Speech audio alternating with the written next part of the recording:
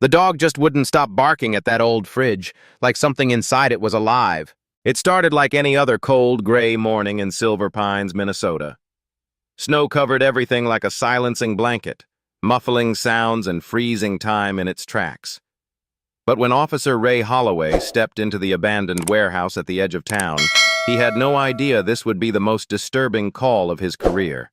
At first, it seemed routine, just another sweep in the ongoing search for Lila Myers, the 28-year-old woman who'd vanished without a trace 3 weeks earlier. Locals had their theories. She ran off with a man, she got in over her head with the wrong crowd, or she simply needed to escape. Small towns are full of stories, and most of them are just that. Stories. But this one wasn't. The warehouse had been inspected before. Once. Quickly. No signs of forced entry, no blood, no broken windows. Just a dusty, abandoned storage space filled with broken furniture, forgotten crates, and trash that looked like it hadn't been touched in years. But there was something. Someone who wasn't quite done with it. That someone was Shadow. A 4-year-old black and tan German Shepherd K9, Shadow had been through it all. Drug busts, missing persons, even a house fire. But what he did that day, it defied explanation. Ray had barely made it through the side door when Shadow broke formation. "Shadow, heel!" he barked, but the dog ignored him completely. Head down, tail stiff, nose in overdrive. Shadow darted through the room like a guided missile, sniffing boxes, corners, debris. Then he froze. His nose locked on a refrigerator, an old, sun-faded GE model from the 90s. It was unplugged, tilted slightly to the side like someone had moved it, then changed their mind. Shadow let out one low growl, then exploded, scratching, pawing, barking at it like a mad dog. Ray walked over slowly. He'd seen this kind of behavior before, but it usually meant narcotics or cadaver scent. Something serious. "Easy, boy," he muttered, his hand tightening around the leash. "What's in there?" The fridge didn't smell. That was the odd thing. No spoiled food, no rotting meat, no decay. Just a strange chemical coldness, like the air before a snowstorm. The warehouse didn't even have electricity. How could anything be frozen? Still, Shadow refused to let it go. He clawed and growled, his teeth bared. He didn't want food. He didn't want a toy. He wanted that door open. Ray felt his stomach twist. What would you do if your dog kept telling you something was wrong and no one believed you? If you're the kind of person who believes in heroes with paws, consider subscribing to our YouTube channel, Heroes for Animals. Real stories, real rescues, real heroes. You won't believe what some of these animals can do. Back at the station, Ray tried to report what happened, but the captain waved it off. "We've already cleared that site. Probably a dead raccoon in there or something. You're letting your dog's instincts get in your head." But something about it stuck with Ray. Shadow wasn't just a dog. He was trained, disciplined, a machine when he had to be. But what Ray had seen back there wasn't instinct, it was desperation. That dog knew something, and the only way to find out what was to go back. Later that night, Ray loaded Shadow into the truck and drove out to the warehouse again. Off the books. No backup, no authorization, just the dog and a gut feeling that refused to go away. They reached the warehouse just after 8 p.m. The wind howled across the snowdrifts, rattling metal siding and moaning through the rafters like the place itself wanted to speak. Inside, everything was as he left it. Shadow didn't hesitate. Straight back to the fridge, barking, scratching. Ray walked up and examined it more closely. The rubber seal was grimy but intact. The handle had rust on it. There was duct tape along the top seam like someone had tried to seal it shut. That made his blood run cold. He pulled out his multi-tool and sliced the tape. Then he grabbed the handle. It stuck at first, then gave way with a horrible sucking sound, like peeling back a bandage from a festering wound. A wave of cold air hit his face. Then the smell. Not rotten, not death. Something colder, faintly metallic, industrial. Inside, wrapped in plastic and partially frozen, was something pale. Ray staggered back. Shadow stood his ground. He reached for his radio with trembling fingers. "This is Officer Holloway. I need forensics, now." 10 minutes later, the warehouse was lit up with flashing red and blue. Crime scene tape went up. Cameras, suits, gloves, forensics. Shadow stood calmly now beside Ray, watching the professionals work. "You said you found her?" asked one of the techs. Ray nodded slowly. Part of her. The tech looked at him. Part? Yeah, Ray whispered. There's only an arm in there, a human arm. It was pale, swollen, frostbitten. The fingers were curled, the nails still painted. Forensics confirmed what Ray already knew. DNA would come later, but the tattoos matched. It was Lila, or at least part of her. That night, Ray sat in his truck with Shadow beside him, still processing what had happened. Who would go to such lengths to hide a body? Who would seal it in a freezer, in a warehouse, and just leave it there? And why hadn't anyone believed the dog the first time? He reached over and scratched Shadow behind the ears. You found her, he said softly. You did what we couldn't. Shadow nuzzled his arm in response, tail thumping once. And for the first time in weeks, Ray felt something like justice start to stir. The real story was just beginning. Before she went missing, Lila Myers was just another small-town girl with big dreams and bad luck. Born and raised in Silver Pines, she'd spent most of her 28 years trying to get out, only to find herself pulled back in again and again. People in town said she was beautiful, bright, but always got involved with the wrong kind of people. Her smile was quick, but rarely reached her eyes. She waitressed at Rosie's Diner just off Main Street and rented a one-bedroom apartment above the old bakery, which always smelled faintly like burnt sugar. Her life was ordinary on the surface, but beneath it, a mess no one really wanted to touch. Lila had a boyfriend, or rather, had one.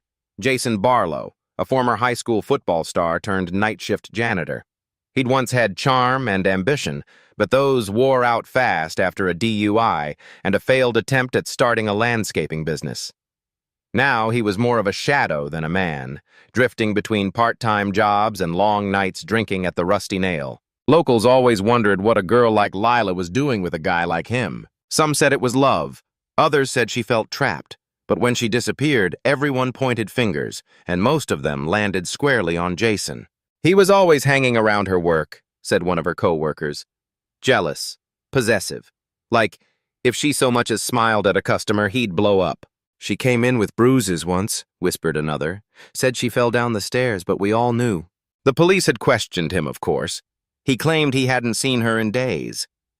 We broke up, he told them. She packed a bag and left, said she was done. But there were no security camera recordings of her leaving town. No credit card activity. Her phone went dead the same night she vanished. And now, part of her body had been found in an abandoned freezer. Suddenly everyone had a theory. The thing about small towns is that people talk, loudly, freely, and often without facts. The day after the freezer discovery, the rumors began. Did you hear it was just her arm? That's all they found? I bet Jason did it. That boy's been trouble since high school. Someone said she was involved in something darker, like drugs or trafficking. Maybe she saw something she wasn't supposed to. The sheriff's department, overwhelmed and underfunded, couldn't keep up with the noise. Meanwhile, Officer Ray Holloway sat in his squad car, sipping cold coffee, staring out at the snow-covered streets. He'd been on the force for 14 years, seen plenty of things he wished he could unsee. But this case was sticking to his ribs like wet cement. Shadow, his canine partner, lay quietly in the back seat, occasionally raising his head whenever a pedestrian passed too close to the car. Ray kept going back over the same question. Why there? Why a warehouse with a sealed fridge, in a place the killer knew might be searched? It was too risky, too exposed. Unless the killer wanted the body to be found eventually. Or maybe they panicked and didn't have a better plan. Either way, someone had been sure no one would open that fridge. Until Shadow did. 3 days later, the lab confirmed the arm belonged to Lila Myers. The tattoo on her wrist, a small paper crane, folded in black ink, was unmistakable. It had been done just months before she vanished. She got it after she started therapy, trying to take control of her life, a symbol of hope, of a new beginning. And now it had become a marker of a tragic end. Ray asked for permission to reopen the search, this time expanding the perimeter to include dumpsters, other storage units, nearby lakes. They needed the rest of her body. They needed answers. His request was granted. Barely. The next morning, Shadow was restless. He kept pacing near the front door of the precinct, whining every time someone opened it. Ray thought about how the dog had reacted the first time, wild, agitated, certain something was behind that fridge. Could he do it again? Ray decided to test it. They revisited the warehouse. Nothing new. But as soon as Shadow exited the vehicle, he didn't go toward the freezer this time. He walked around the side of the building, sniffing the frozen ground, tail stiff again. 10 minutes later, he began digging. Just dirt and snow at first, then cloth, then bone. A femur, wrapped in plastic, just like the arm. The scene exploded again with law enforcement and media. It became official. Lila's body had been dismembered and hidden in various locations around the warehouse grounds.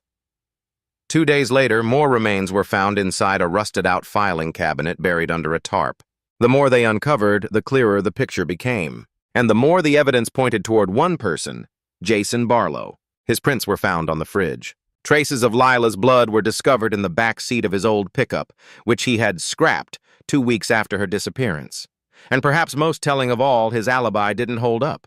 When the detectives revisited his statements, they realized there were inconsistencies. He said he hadn't spoken to her since the breakup, but phone records showed a call placed from his cell to hers the night she vanished. It lasted just 36 seconds. Neighbors remembered hearing yelling that night. One even said she saw Lila leave Jason's apartment just after midnight. "She looked scared," the woman said. "She kept looking over her shoulder." But no one called it in. Not then. Not until it was too late. Ray sat with Shadow in his living room that evening, the TV quietly playing news coverage of the discovery. The town was in shock. A candlelight vigil had been organized in Lila's name.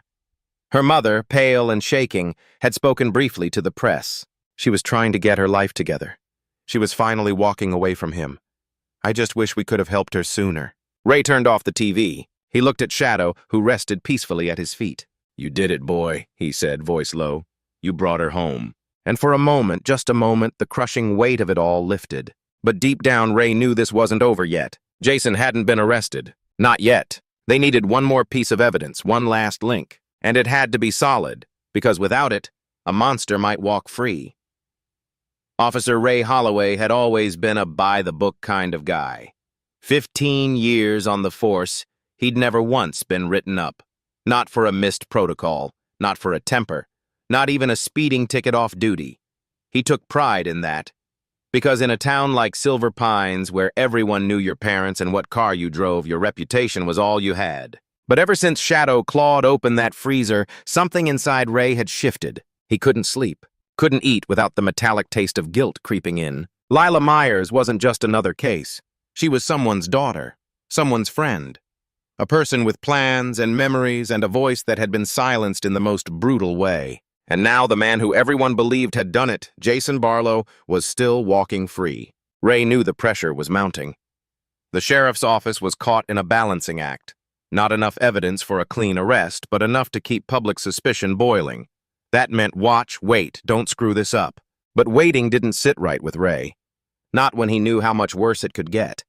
Not when someone like Jason had already fooled the system once. So he decided to bend the rules. Just a little. He didn't tell anyone he was heading back to the Barlow property, and he sure didn't mention he was bringing Shadow with him. The Barlow house sat on the edge of town like a bruise, an old ranch-style home with peeling siding, a cracked driveway, and a chain-link fence that had lost its fight with the wind years ago. Jason lived there alone since his mother passed. Rumor had it, he hadn't paid a water bill in months and used a neighbor's hose after dark. Ray pulled up in an unmarked cruiser and killed the engine. He glanced at Shadow in the back seat. "You ready?" The dog's ears perked up. No hesitation. He was already shifting toward the door. Ray stepped out into the brittle morning air. There was frost on the grass and a smell of wet leaves in the air. The kind of cold that cut through bone. He didn't knock. Instead, he walked the perimeter, keeping to the edge of the overgrown yard. Shadow followed, nose to the ground. That's when it happened. Halfway down the side yard, Shadow froze. Not a dramatic bark like at the warehouse, just a sudden, rigid stillness. Then a low growl. He moved forward slowly, toward a pile of tarp and debris stacked beside an old outbuilding. Ray stepped closer. There it was again. That same smell from the freezer. Faint, cold, synthetic, like old bleach and mildew. He bent down, peeling back the tarp. Underneath was an old duffel bag. Shadow sniffed and let out a short bark. Ray reached for the zipper and paused. This was so far outside protocol, he'd be lucky if he didn't get suspended. But his gut, his whole being, told him this mattered. He unzipped the bag. Inside, a pair of women's boots caked in dry mud, a cracked cell phone, a small velvet box with a silver crane necklace inside. Ray stared at it for a long moment. It was the same necklace Lila wore in her last Instagram photo, just 2 weeks before she vanished. He didn't take the bag. That would be illegal. But he took photos, every angle, every item. Then he zipped it shut and covered it again. He called it in anonymously, through a burner phone he'd used for off-the-record work. Gave coordinates. Gave just enough for them to find it without tipping his hand. Then he got out of there. Back at the station, the tone had shifted. Jason was officially being treated as a person of interest now, not just a concerned ex. The items found near his home, now logged as part of the investigation, matched Lila's personal effects. It was all adding up, but there still wasn't a smoking gun. That's when Ray remembered something odd from his first search. The fridge, the duct tape on the seal. Who tapes shut a fridge? Even in an abandoned building? It felt rushed, like someone panicked. And then it clicked. Jason had once worked for the warehouse's maintenance crew. Years ago, before his downward spiral. Ray pulled the employment records. There it was. Jason Barlow, part-time janitor, worked there for 9 months before quitting after an altercation with a supervisor. Suddenly, it wasn't just a random location for a body. It was familiar ground. Ray couldn't sleep that night. He sat at his kitchen table, a cup of black coffee steaming beside a stack of photos. Lila's face stared back at him from an ID badge. Her last Facebook post. A close-up of the tattoo on her wrist. Shadow lay under the table, breathing slow and steady. Ray's phone buzzed. A text from Forensic Tech. Julia Tran. Ray, we lifted partial prints off the necklace box. 1 match. Jason Barlow. He blinked hard, let the words sink in. But something still didn't feel finished. The necklace box was damning. But why leave it? If Jason had tried so hard to hide Lila's body, why leave one of the most personal items she owned in his backyard under a tarp?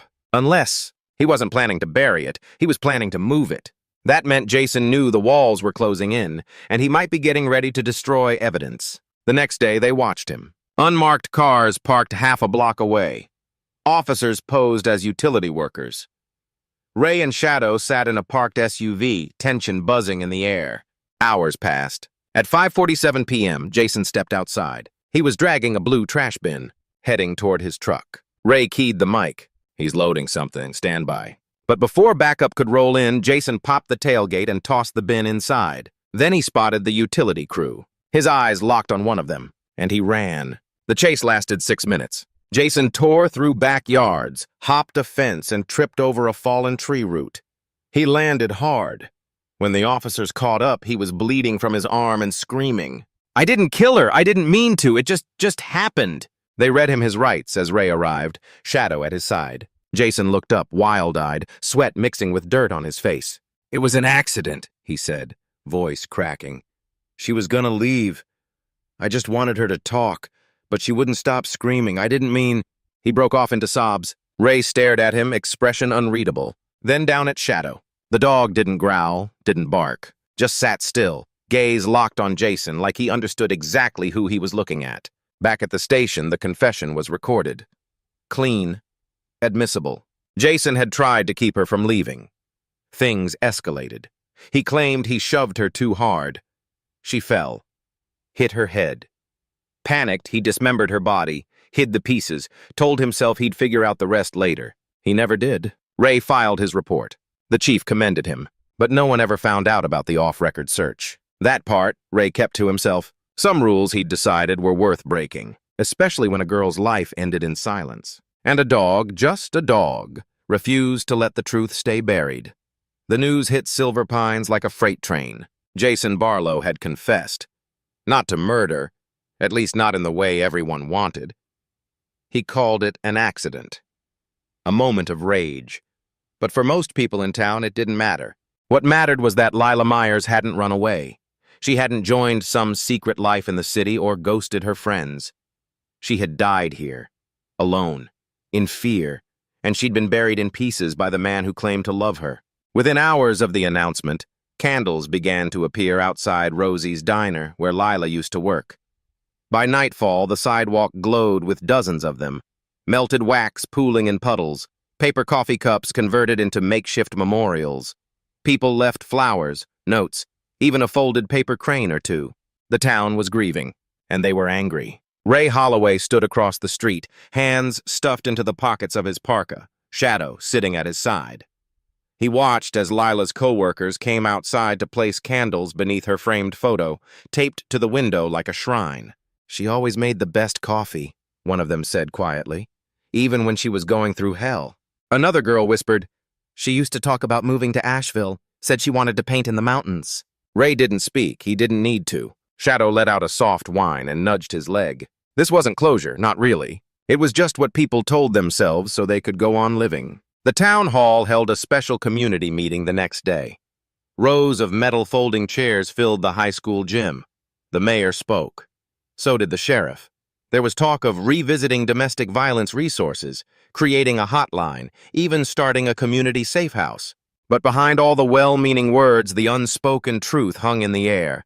No one saw this coming, and everyone should have. After the meeting, Ray found himself cornered by a woman in her 60s with deep worry lines etched into her face. "I just wanted to say thank you," she said, gripping his hand, "for listening to that dog. A lot of people wouldn't have." Ray gave a tired smile. Shadow's the one who knew. "He's a good boy," she nodded.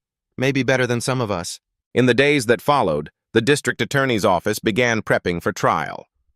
While Jason's confession might hold up, it still lacked key evidence tying him directly to Lila's death rather than just the disposal of her body. Jason's lawyer was already hinting at a plea deal, second-degree manslaughter, 5 to 7 years with time served. It made Ray sick. He didn't say it out loud, but it sat in his chest like a stone.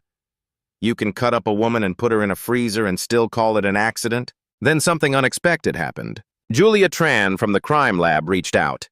She'd been going through Lila's recovered phone, the one Ray found in the duffel near Jason's backyard. The battery was dead and water damaged, but the SD card was intact. And what she found changed everything. There was a video. Unsent, unshared. Saved in her drafts folder. Time-stamped the night she went missing. In it, Lila sat in her tiny apartment. Eyes swollen, hair pulled back. She wore a gray hoodie and no makeup. Her voice was low but clear. "If anything happens to me, it's Jason. I know I sound paranoid, but I've seen the way he looks at me. He gets so angry when I don't text him back right away. He's been showing up outside my job again, even after I told him to stop. He broke my door last week. I didn't call the cops because I was scared it'd just make it worse. But if you're watching this, please don't let him tell people I ran away. I'm not running anymore. I'm done being scared of him." She looked directly at the camera. Then the video cut out. Ray watched it 3 times in his office. The 3rd time he realized his hands were shaking. It wasn't just a video, it was a testimony. It was Lila's last word. And it was everything they needed. With the evidence in hand, the DA filed new charges. Second-degree murder, tampering with evidence, improper disposal of a body. The plea deal vanished. Jason was denied bail. And for the first time it felt like justice might actually arrive. Slow, yes, but real. In the weeks that followed, Lila's story became something more than a tragedy. Her voice echoed beyond Silver Pines. A few local papers picked it up. Then a Minneapolis outlet. Soon, a domestic violence nonprofit reached out, asking to share her video, with the family's consent, as part of an awareness campaign. Ray went to see Lila's mother, Marla, who now lived with her sister 2 towns over. She greeted him with tired eyes and trembling hands. "She recorded that for me, didn't she?" she asked quietly. Ray nodded. "I think she recorded it for everyone." Marla took a long breath, holding back tears. "She wanted to be brave," she whispered, "even when no one believed her." Ray sat with her for an hour, just listening, letting her talk. Before he left, Marla hugged him, tight and sudden. "Thank you for not giving up on her," she said. Ray swallowed hard. "We didn't. Shadow didn't." That night, Ray pulled into the driveway of his small 2-bedroom house.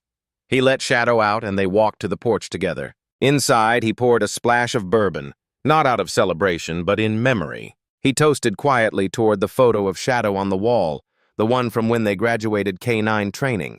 "You did good, partner." Shadow curled up near the heater and gave a soft huff of contentment. A week later, Rosie's Diner reopened after a short closure. On the wall near the register, the owner hung a framed note, in loving memory of Lila Myers, a fighter, a friend, a voice that won't be silenced. Below it was a QR code linking to the domestic violence hotline. Ray stopped in for a coffee and saw 2 teenagers reading the plaque. One of them looked up at him. Hey, the boy said, you're the cop with the dog, right? Ray nodded.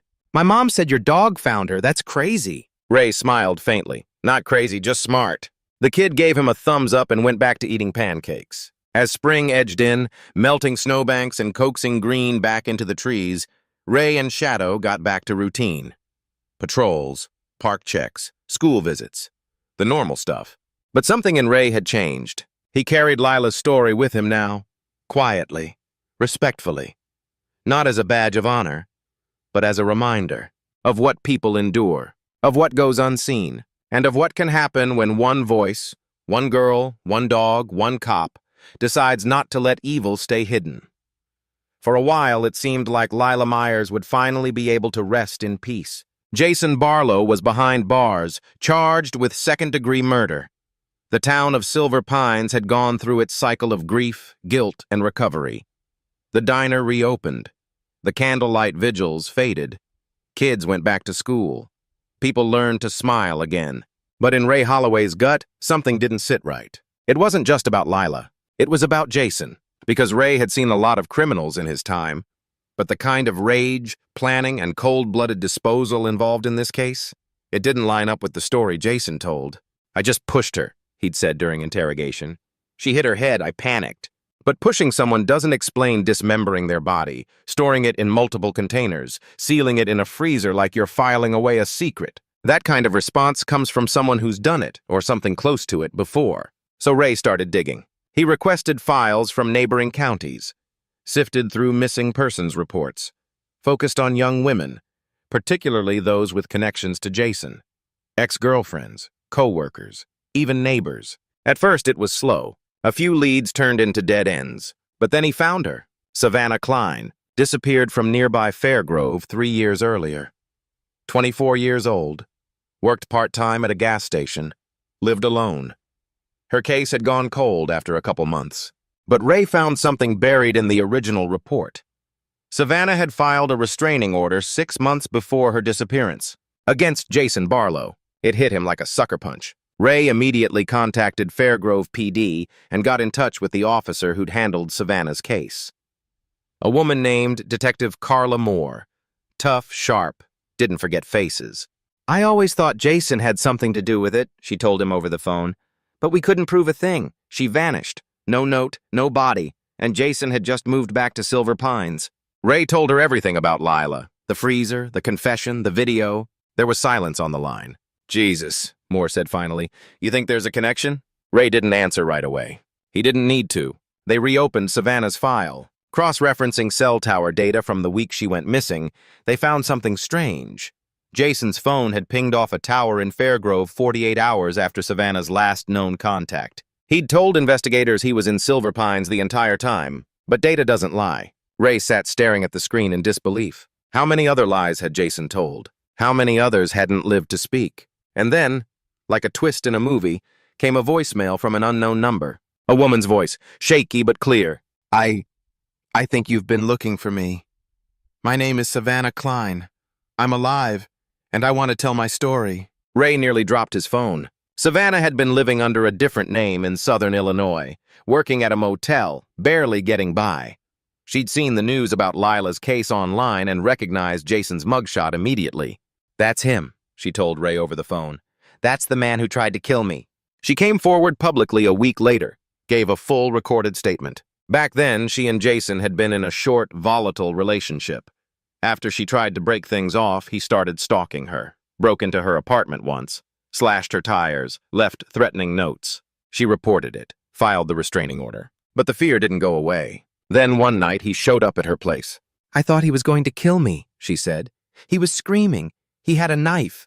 She managed to escape through a back door and ran to a friend's house. But she never filed a follow-up report because the next day she packed her car and disappeared. I didn't trust the police to protect me, she admitted. I thought it was safer to become someone else. She'd lived under the radar ever since. Ray flew out to meet her. She was different than he imagined. Older now, with tired eyes and a wary smile. But brave. So brave. They sat in a Waffle House booth off the highway, steaming mugs of coffee between them. You saved a lot of women by coming forward, Ray said. Savannah shook her head. I didn't save anyone. Lila's the one who had courage. She stayed, she fought, I just ran. Ray leaned forward. You're here now, that counts. Her testimony was exactly what the prosecution needed. It established a pattern, a history of violence, stalking, threats, attempted assault. Jason's lawyer tried to argue it was irrelevant. Different town, different time. But the judge allowed it.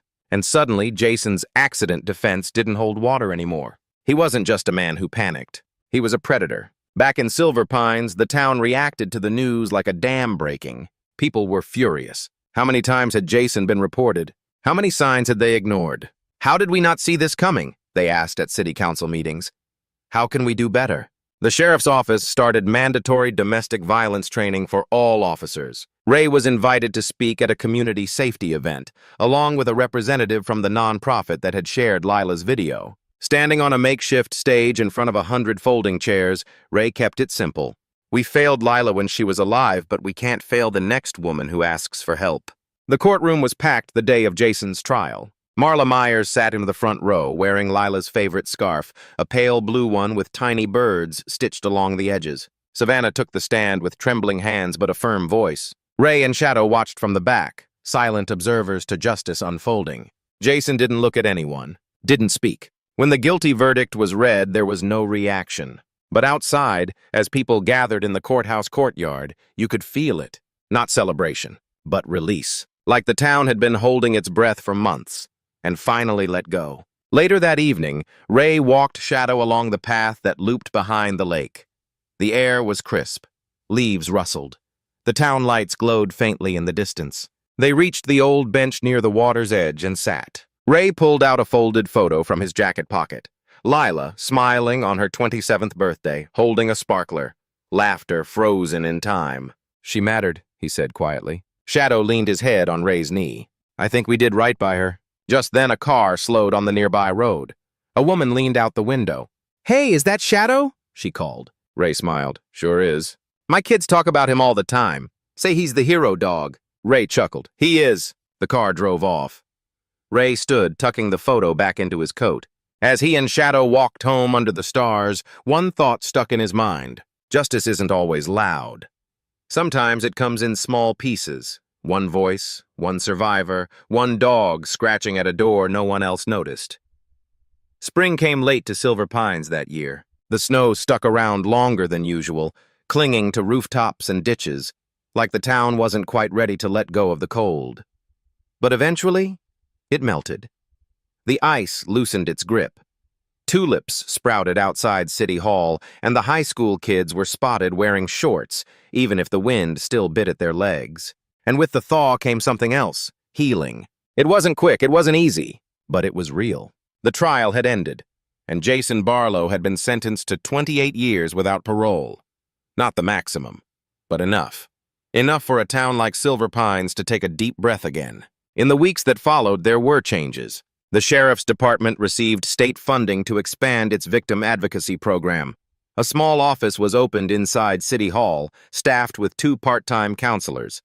Rosie's Diner set up a tip jar where proceeds went to a domestic violence shelter in Minneapolis. And in the center of town, near the library, something new was installed. A bronze bench and statue, funded by community donations. On the plaque were the words, "For those who speak up, for those who are heard, and for those brave enough to listen." Next to the bench sat a life-sized sculpture of a German shepherd, alert and loyal. The town named it simply Shadow. Ray Holloway stood in front of it on the day of the unveiling, hands tucked into the pockets of his jacket, trying not to let his throat close up. Shadow, the real one, sat quietly at his side, his eyes scanning the crowd like he was still on duty. There were kids from the elementary school, local news crews, and people Ray hadn't seen in years.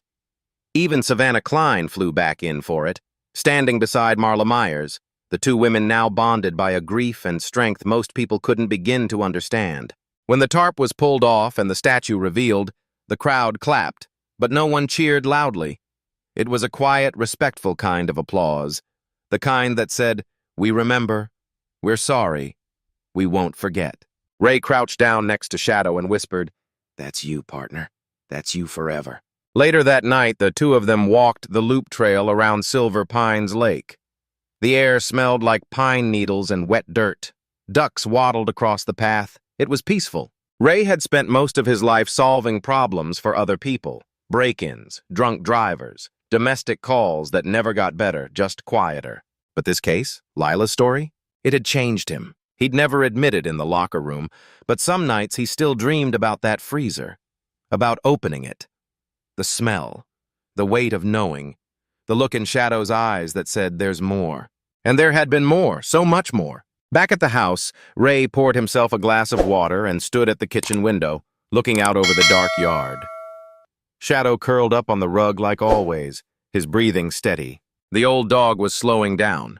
A little more stiffness in the mornings, fewer tail wags, more naps, but still sharp, still watchful. Ray walked over, knelt beside him, and ran a hand down his fur. "You saved that girl, buddy," he said softly. "Don't think for a second I've forgotten." Shadow thumped his tail once. A few weeks later, Ray received an email. It was from a young woman named Erica in Iowa. She'd watched a short documentary someone made about the case, about Lila, Shadow, the trial. Erica had lived through something similar. She said she'd been walking toward the edge for months, believing no one would believe her. But seeing Lila's video and knowing the dog wouldn't let her be forgotten changed something. "I called the police. I filed a report. I'm staying with my sister now. I think maybe your story saved my life." Ray stared at the screen for a long time. Then he forwarded it to Marla. Summer came. The kids got out of school, the fireflies returned, and Silver Pines settled into its usual rhythm. Slow, steady, wrapped in quiet pride. Ray and Shadow visited the bench once a week, usually in the evenings when the air was soft and the sidewalks were nearly empty. Sometimes people would stop and say thank you. Sometimes they'd just nod. But every so often, someone would sit down beside the statue, say nothing at all, and just breathe. That was enough. On the anniversary of Lila's death, Rosie's Diner held a Day of Light fundraiser. People donated baked goods, painted crane symbols on the windows, and released white balloons at dusk. Ray didn't give a speech. He didn't have to. Instead, he stood near the back with Shadow, quietly watching as the sky filled with fading dots of hope. One of the kids from the school band leaned down and hugged Shadow. "Thanks for saving her," she whispered into his fur. The dog licked her cheek once, then sat up a little taller.